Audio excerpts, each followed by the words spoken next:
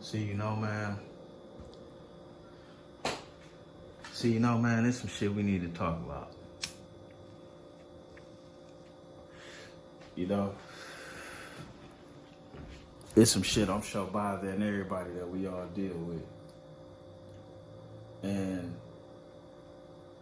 on individual situations where you find yourself dealing with helping people that's determined to not help themselves. It's a lose-lose situation. You know what I'm saying? Very rarely do I hear somebody in a fucked up situation that's really trying to get out of. Now, people tell you, oh, this happened, that happened, and how they hate it and how they feel bad about it. But when it come down to giving themselves a real solution about it, it's some bullshit. It's some bullshit. When you help as many people as I help, or have helped as many people as I help, and I'm sure it's people that have helped more or less, that ain't really the point. You start to learn something. And what you start to learn is some people are perfectly okay with their problems, but what they're not okay with is being honest with themselves about being okay with that shit, or they're not okay with being accountable. And you say, what do I mean by that?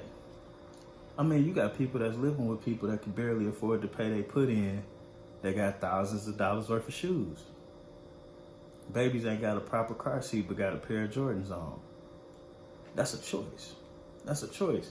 And it ain't no coincidence that people like that tend to have unimaginable money problems. Like, oh, I make $800 a week and my rent is $950 and I can't pay it.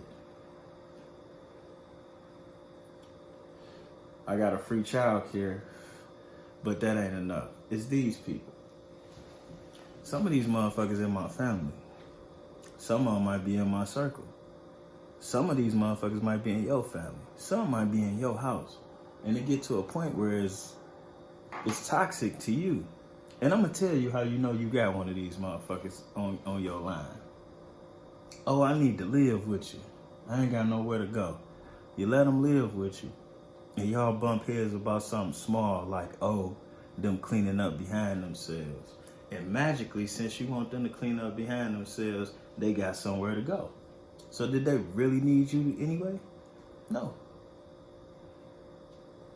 No. All you was a buffer to give the person that they really leeching off of motivation to keep taking care of them. Because now you the person that did them wrong. And they can trauma bond over that. Why am I saying that? Some people don't want help. And it's up for us helpful motherfuckers to realize that some people don't want help and some people are perfectly fine with their motherfucking problems. They just not okay with us knowing that they prefer to live that way. I got, we'll just say young women in my family choosing to be with the worst dudes ever and reproduce by the worst dudes ever. And then try to hold these dudes that ain't got no foundation. It's impossible to hold a man that ain't standing on nothing. I don't give a fuck if you got a kid, his last name. I don't give a fuck what you got. It's impossible to hold a man that ain't standing on nothing. That's just, I don't care how responsible he is, whatever. I don't care how much money he got to be standing on something. And if you ain't standing on something, then you tying yourself to quicksand, baby. I had a niece sell me a whole dream about moving to another state on a job tip. And my dumb ass believed it. Come to find out she dating some nigga doing some shit. I have a problem with men out here committing felonies and can't pay their rent. I have a big problem with that. And if you out here dating a dude that's committing federal felonies and ain't got $1,000 petty cash at all times, or at least a full tank of gas, bitch run. Bitch run. If you gave a nigga your income tax check in February or March to put himself on, and he digging in your paycheck in June, he's a loser. Get the fuck on.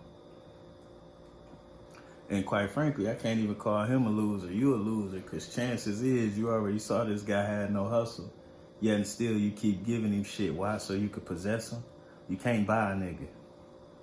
You just can't buy a nigga. That's why Oprah got all that money and unmarried. And the brokest nigga you know got a wife. Can't buy a nigga. Anyways, man, I don't like giving credence to bullshit. October it's been a eye-opening testing type of month. You know what I'm saying? Perception is everything. For me to perceive something as being bad would mean I give power to that. So I won't do that no matter what. Oh yeah, my son made it out the hospital. He was in there for a couple of days. You know what I'm saying? We ain't panicked. We stayed positive. He kept fighting. That's what mattered. I like to extend that to y'all. You know what I'm saying? When shit go bad, don't forget to keep believing in what you was believing in before it went bad.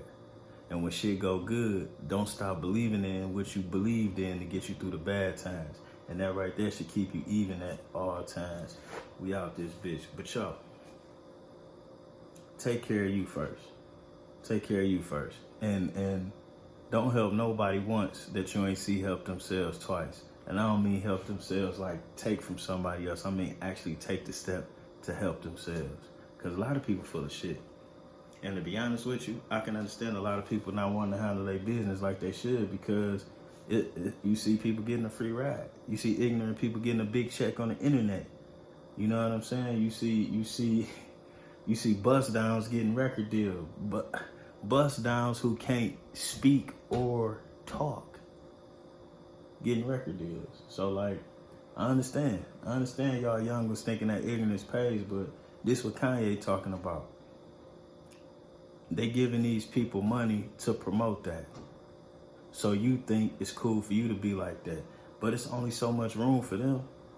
You got a better chance of making it in the NBA than you do being successful, being as ignorant as some of these people that they put on TV. That's why we keep seeing the same 10 ignorant people, and then they swap out one here and there. And they let them 10 ignorant motherfuckers represent a whole race. The same way they let the one bad house on the block represent a block. It might be 20, 30 houses on the block, but the one house where motherfuckers hanging out there and doing dirt, they allow that house to make it look like a bad block, and that ain't true. Perception is reality. And reality is whatever you perceive it to be. I learned that shit from CP ass, believe it or not. A lot of y'all probably know CP, but y'all probably know him under about 30 other names. But I learned that shit from that nigga about like 15 years ago. Some of this shit make me sad. As a businessman, I see it as all opportunity. As a black man, I'm kind of disgusted. Because we ain't got to keep playing ourselves like this. And we ain't even got to keep using each other like that. We can use each other for the good. You know what I'm saying? We out this bitch. Oh.